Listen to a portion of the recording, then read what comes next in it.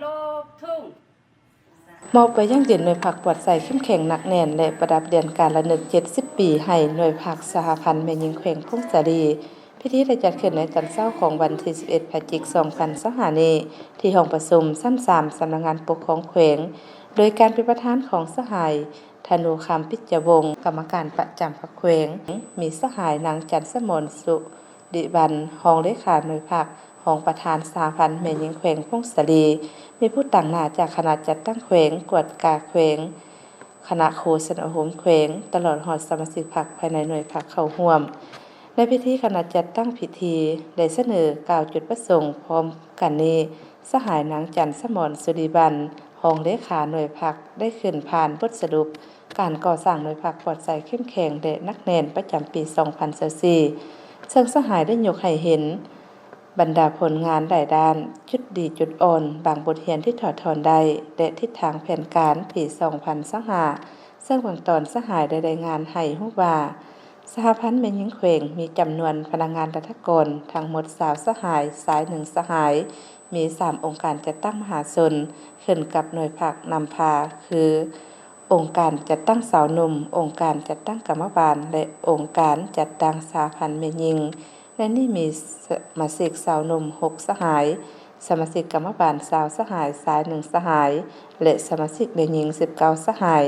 คณะหน่วยพรรคได้เอาใจใส่นำพาจัดตั้งเสริมซึมแนวทางนโยบายมติคำสั่งกฎระเบียบของพรรคกฎหมายและระเบียบการต่างๆรวมมี16ครั้ง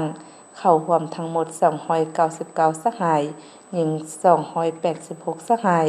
เฮ็ดให้สมาชิกพรรคแต่ละสหายมีคุณธาตุการเมืองนักแน่นมีคุณสมบัติศีลธรรมปฏิบัติที่ถูกต้องเชื่อมั่นต่อการนำพาของพรรคมีน้ำใจเสียสละรับใช้ชาติรับใช้ประชาชนตั้งหน้าปฏิบัติหน้าที่การเมืองของตนที่ได้รับการมอบหมายจากขั้นถึงมีผลสำเร็จเป็นอย่างดีถือเอาเวียกงานศึกษาอบรมนำพาการเมืองแนวคิดเป็นเวียกงานที่สำคัญเป็นเจ้าการในการจัดตั้งเสริมซึมแนวทางของพรรคมติคำสั่งในแต่ละระยะให้พนักงานสมาชิกพรรครับรู้และเข้าใจผ่านการศึกษาอบรมเฮ็ดให้สมาชิกพรรคทุกสหายมีความจงรักภักดีมีน้ำใจรักชาติมีความเชื่อมั่นต่อการนำพาของพรรคมีความสามัคคีเป็นเอกภาพในภายในพรรคมีทัศนรักมันรู้จำแนกมีศัตรูจางจะแจงและมีสติระวังตัวรู้เคารพระเบียบกฎหมายต่างหน้าประกอบส่วนหน้าที่การเมืองที่ได้รับการมอบหมายจากนั้นต่างหน้าคณะจัดตั้งแขวงขึ้นผ่านมติตกลงของคณะประจำพรรคแขวงฉบับเลขที่1005คพคพลลงวันที่14ตุลา2025ว่าด้วยการอนุมัติมอบไปยังยืนหน่วยพรรคปลอดภัยเข้มแข็งหนักแน่นประจำปี2024ขึ้นมอบไปยังยืนหน่วยพรรคปลอดภัยเข้มแข็งหนักแน่นโดยสหายธนูคำพิจวงศ์กรรมการประจำพรรคแขวงขึ้นรับโดยบรรดาสหายคณะหน่วยพรรคผ่านมติตกลงของคณะเลขาธิการศูนย์กลางพรรคฉบับเลขที่407คลพลงวันที่14มีนาคม2025เกี่ยวกับการประดับเดือนการละนึก70ปีจำนวน1สหาย